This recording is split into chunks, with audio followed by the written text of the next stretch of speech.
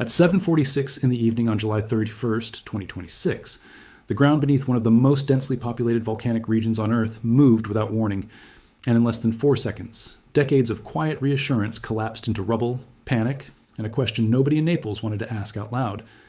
A magnitude: 4. 7 earthquake tore through the Campi Flegrei caldera, the strongest tremor recorded in the Campania region in 40 years. And within minutes, the aftershocks began arriving in waves, more than 30 of them through the night, some exceeding magnitude 3. 0. Each one a fresh reminder that the Earth here does not simply shake and stop. It breathes, it swells, it cracks, and this time, it did not want to be ignored. Buildings in Pozzuoli buckled, cliffs crumbled into the sea, railway lines that carried tens of thousands of commuters every day were shut down within the hour. The port that connects the mainland to the islands of Pracaida and Ischia went silent, its ferries grounded, its docks inspected for structural damage that nobody yet understood the full extent of. 21 people were injured. Families who had lived their entire lives on this coastline packed emergency bags and slept outside, in cars and courtyards, anywhere that wasn't beneath a roof that might come down on them before dawn. But here's the detail that separates this earthquake from an ordinary natural disaster. The detail that turned a 4-second tremor into a story that reached news desks from Rome to Tokyo. This did not happen in some remote, unmonitored corner of the planet.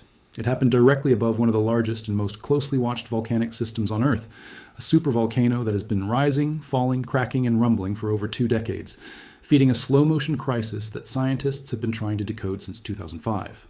Campi Flegrei is not a mountain. It has no single obvious peak that locals can point to and say, that is the danger.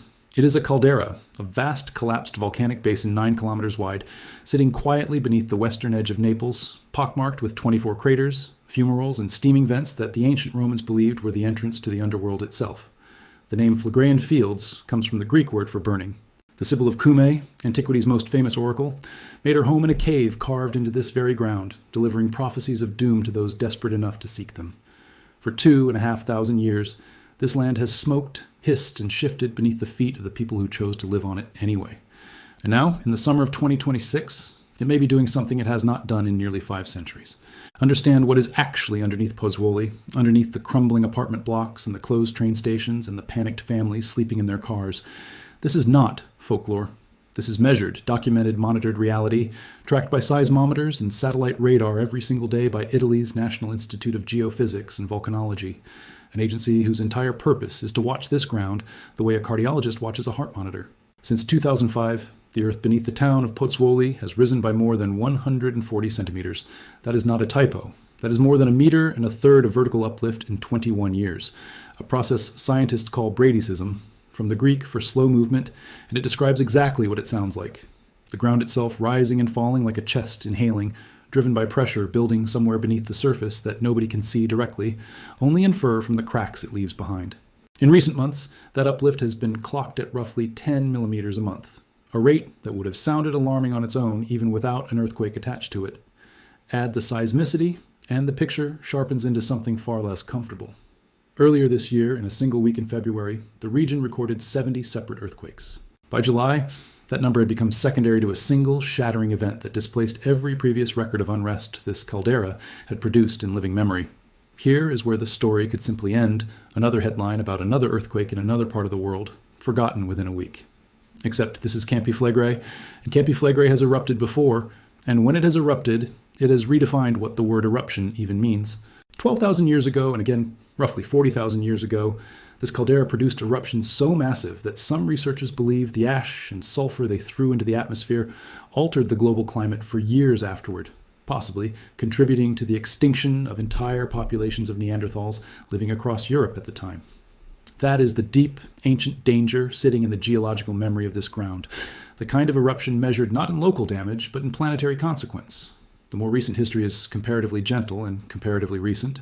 In 1538, after decades of ground uplift that nobody living at the time understood, the earth near Pozzuoli tore open and, over the course of 8 days, built an entirely new mountain from nothing. Monte Nuovo rose 133 meters out of flat ground, the first new land to form on the Italian mainland in recorded history. 24 people died. The mountain still stands today, a wooded, unassuming hill that tourists walk past without knowing they are looking at the last time this caldera broke its silence. 488 years have passed since then. In the language of volcanology, that gap is unusually long. the longest period of repose Campi Flegrei has taken in its recent geological history, and scientists are sharply divided on what that silence actually means.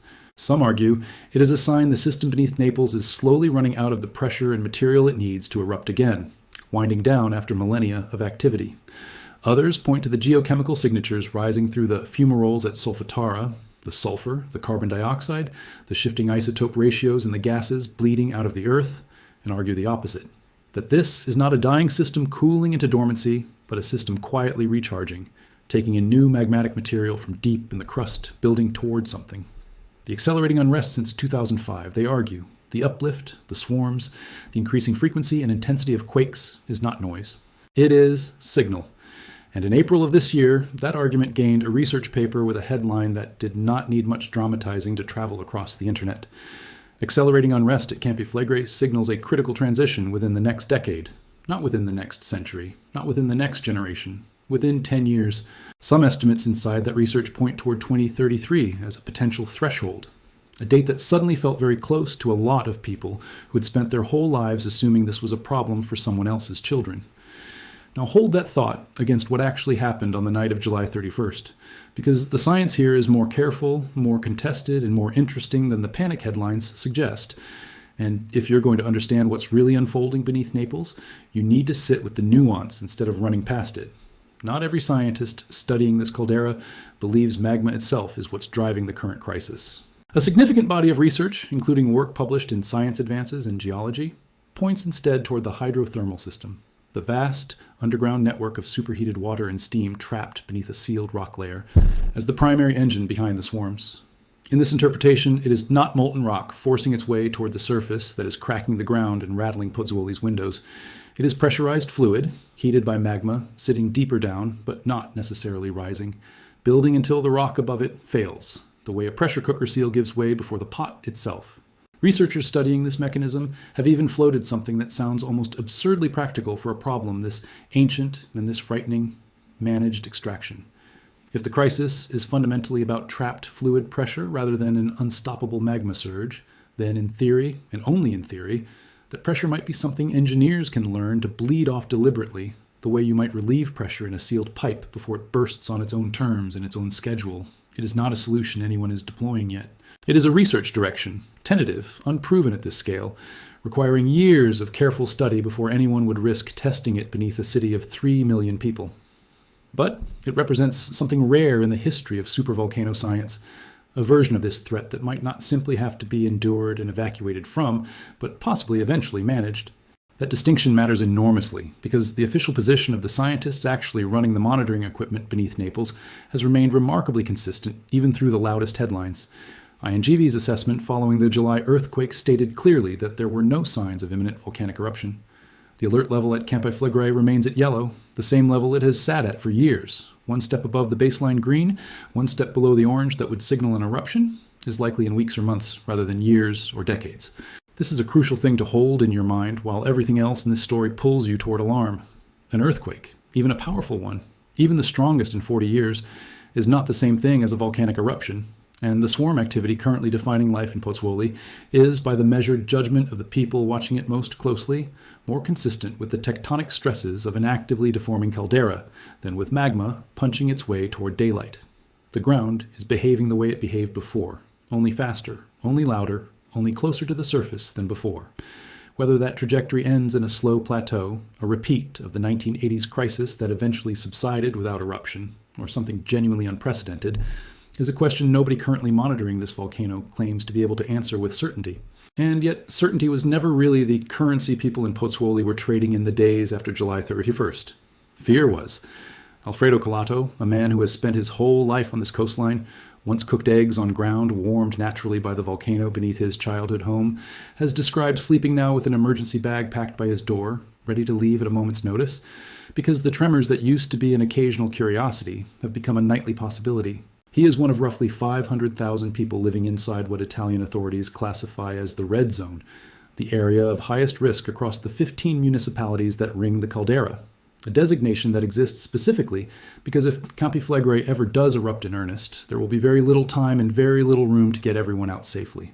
Widen the frame further, and the greater Naples metropolitan area holds more than 3 million people, all of them within range of the ash, the pyroclastic flows, and the broader disruption. A significant eruption here could unleash, making this, by pure population exposure, arguably the single most dangerous volcanic caldera on the planet in terms of the number of human lives sitting directly in its shadow.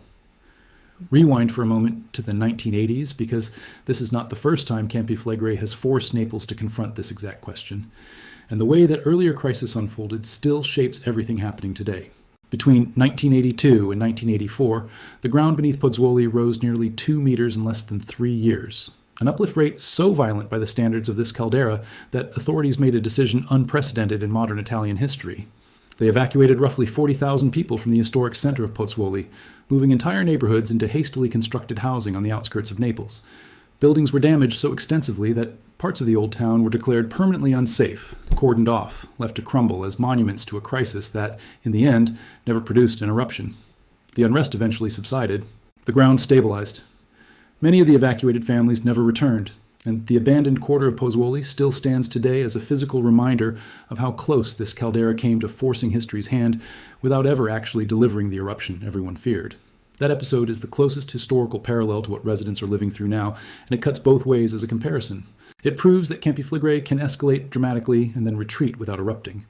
It also proves that when this caldera decides to move, it can displace tens of thousands of lives before anyone fully understands why. The economics of that exposure are almost as staggering as the geology itself. A 2022 study conducted by Italy's National Research Council attempted to price out what a full evacuation of the Campi Flegrei area would actually cost, not as an emergency response, but as a sustained policy, and arrived at a figure of roughly 30 billion euros a year, with an estimated negative impact on Italy's entire gross domestic product of around 1%. Read that again. The mere act of moving people permanently out of harm's way without a single eruption having occurred would cost the country more than most nations spend on their annual defense budgets, and would visibly dent the economic output of the 8th largest economy on Earth. This is why, decade after decade, the response to Campi Flegrei has never been mass evacuation. It has been monitoring, contingency planning, and a quiet, collective decision by hundreds of thousands of people to keep living their lives on top of a system that geologists openly admit they do not fully understand. Officials tasked with managing this risk have been candid about the deeper obstacle sitting underneath every emergency plan ever drafted for this region. It is not simply a matter of drawing wider roads or building better shelters, though those upgrades remain urgently needed. It is the unpredictable, unmanageable weight of human psychology, the instinct of people to stay near the only home they have ever known until the very last possible moment, an instinct that has shaped the death tolls of volcanic disasters for as long as humans have lived beside volcanoes. There is a strange, almost misleading comfort many people outside Italy carry about this region, because when most of the world thinks of volcanic danger near Naples, they think of Vesuvius, the classic cone-shaped mountain that buried Pompeii in ash nearly 2,000 years ago, still visible from almost anywhere in the city, still the subject of 1,000 documentaries. Vesuvius is real, and it is monitored just as intensely as Campi Flegrei, sitting roughly 50 kilometers away across the bay. But volcanologists who study both systems will tell you that Campi Flegrei is, in many respects, the more structurally dangerous of the two, precisely because it lacks the single recognizable danger sign that Vesuvius offers. There is no mountain to watch. There is no obvious summit where you can point a camera and say, if smoke rises from there, run. Campi Flegrei is a caldera, a collapsed basin roughly 12 to 13 kilometers across, meaning an eruption could, in theory, break through the surface at almost any point within that vast, heavily populated footprint, from Pozzuoli's harbor to the outskirts of Naples itself. This is why the phrase caldera unpredictability shows up again and again in the technical literature. It is not that scientists cannot detect unrest here. The monitoring network is extraordinarily dense. Seismometers, GPS stations, gas sensors, and satellite radar interferometry, all feeding data into INGV's control rooms in near real time. The problem is translating that flood of data into a location, a timeline, and a scale. Three things a caldera this large and this geologically complex refuses to offer easily. That monitoring effort has itself become a story worth pausing on, because the sheer volume of information pouring out of Campi Flegrei every single day has turned this volcano into one of the most heavily studied geological systems on the planet, a living laboratory for testing the next generation of eruption forecasting tools. Researchers have spent the past several years building combined models that merge two very different mathematical approaches, one tracking how physical stress and fault friction propagate through rock, the other borrowed from statistical earthquake forecasting and adapted to capture how one tremor increases or decreases the likelihood of the next. Together, these hybrid models have proven unexpectedly effective at reproducing both the long, slow buildup of unrest over years and the short, violent bursts of swarm activity that erupt within a single evening, the exact pattern residents lived through on July 31st. Scientists describe uncovering hidden faults and previously undetected swarms buried in decades of seismic records once these models were applied retroactively, essentially finding fractures in the Earth's memory that raw data alone had never revealed. None of this technology can yet tell anyone in Pozzuoli the one thing they actually want to know, whether their home will still be standing next year. But it is quietly rewriting what an early warning system for a caldera like this could eventually look like, built not on guesswork, but on decades of patient, granular observation of exactly this kind of tremor. Step back now and place July 31st inside the wider pattern that scientists have been tracking since the current unrest began. This was not an isolated shock arriving out of nowhere. It was the latest, loudest entry in a sequence that has been steadily escalating for years, each new tremor quietly rewriting the record books. In 2825, a magnitude 4. 6 earthquakes struck the same region and was, at the time, described as the strongest in 4 decades. It held that record for barely over a year before the July 2026 event displaced it entirely. Before that, in May of this year, a magnitude 4. 4. Earthquake triggered a swarm of 12 separate quakes concentrated offshore between Pozzuoli and the neighboring town of Pozzuoli, strong enough to be felt clearly across the Naples area and prompt precautionary checks on buildings that had already been weakened by years of accumulated stress. This is the shape of an accelerating system. Not a single catastrophic jolt appearing from calm skies, but a rising staircase of tremors, each step slightly higher than the last, each new record surviving only until the next one breaks it. A 2024 modeling study published through Nature Communications, examining what researchers termed burst-like swarms across the period from 2021 to 2024, confirmed exactly this acceleration pattern using deformation-driven earthquake interaction models, mathematical frameworks designed to capture how stress changes in the crust trigger cascading sequences of smaller quakes. The math, in other words, agrees with what residents already feel in their bones every time the ground moves again. Put this caldera in its proper global context, because scale is the one thing that gets lost fastest whenever the word supervolcano enters a conversation. Yellowstone, the name most people reach for instinctively when they hear that word, sits beneath a national park in the American wilderness, its nearest major city hours away by car. Campi Flegrei sits directly beneath, and inside, a European metropolitan area of 3 million people, with no comparable buffer of empty land between the hazard and the homes. There are only a handful of calderas on the planet capable of producing what volcanologists classify as a super eruption, and fewer still that sit this close to this many people. That is precisely why Campi Flegrei occupies such a strange, outsized place in volcanic risk science.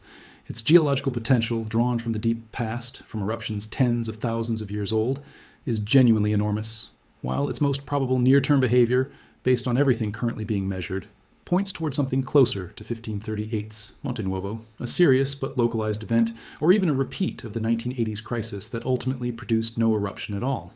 The distance between the worst-case scenario buried in this caldera's ancient history and the most likely near-term scenario described by current monitoring data is enormous, and almost every headline about Campi Flegrei lives inside that gap, borrowing the scale of the former to describe the risk of the latter. There is something almost unbearably human buried inside this geological story, a detail that turns Campi Flegrei from a distant scientific curiosity into something closer to a warning written in stone. Deep beneath this same caldera lies the site of an ancient Roman market known as the Temple of Serapis, a structure whose marble columns bear the unmistakable boring marks of marine mollusks, tiny creatures that only attach themselves to stone sitting underwater. For centuries, those columns puzzled historians because the temple now stands on dry land nowhere near the sea. The explanation, once scientists understood bradyseism, was almost poetic in its clarity.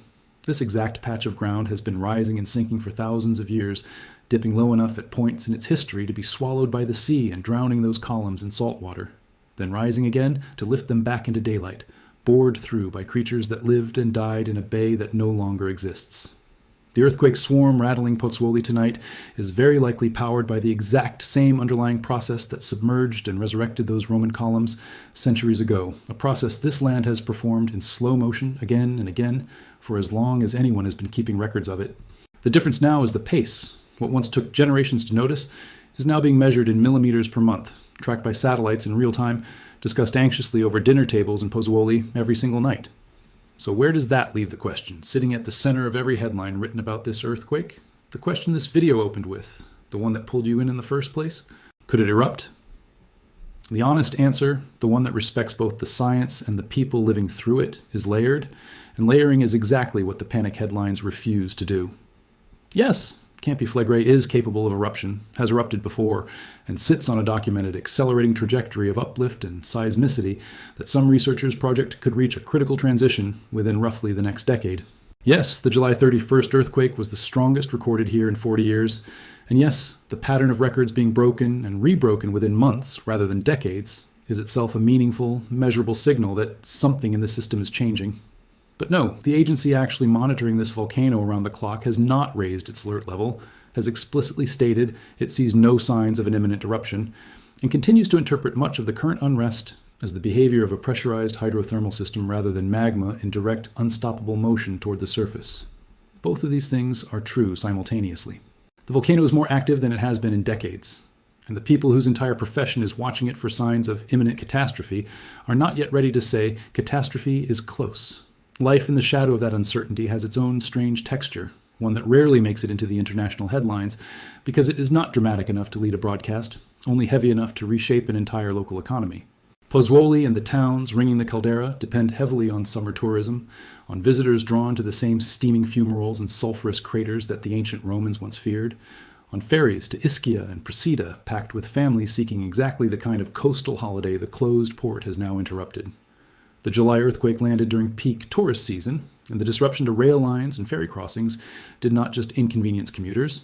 It cut directly into the livelihood of hotel owners, restaurant staff, and boat operators who had built their entire year around these summer weeks. Property values in the red zone have been quietly depressed for years by the accumulated weight of this unrest, families finding it harder to sell homes they no longer feel safe in, insurers recalculating risk in a market where the underlying hazard keeps changing shape. Schools in the area now run earthquake drills with a seriousness that would have seemed excessive a decade ago. Local news broadcasts a nightly seismic bulletin the way other cities broadcast weather. None of this is the cinematic image of imminent disaster that a headline like this one conjures. It is something quieter and, in its own way, more exhausting. An entire population learning to build ordinary life on top of extraordinary uncertainty day after day without the luxury of knowing when or whether that uncertainty finally resolves. What remains, underneath all of that carefully hedged scientific language, is the simple, unresolved reality of 500,000 people going to sleep tonight in the red zone, emergency bags by their doors, listening for the sound the ground makes right before it decides to move again. It is the reality of a research paper sitting quietly in an academic archive, with the year 2033 attached to it, a number that means nothing until one day it might mean everything. It is the reality of engineers somewhere in a laboratory, studying whether trapped, superheated water beneath one of the most dangerous calderas on Earth can be bled off safely before it forces its own way out. A plan that exists only on paper, tested nowhere, promised to no one. Campi Flegrei has broken its silence before, disappeared beneath the sea and risen again, built a mountain from nothing in 8 days, and then gone quiet for nearly 5 centuries, while an entire city grew up, unbothered, on top of it. It may go quiet again after this. It may not. The ground beneath Naples is still rising, roughly 10 millimeters every month, and nobody standing on it tonight, expert or resident, scientist or oracle, actually knows what happens when it finally decides it has risen high enough.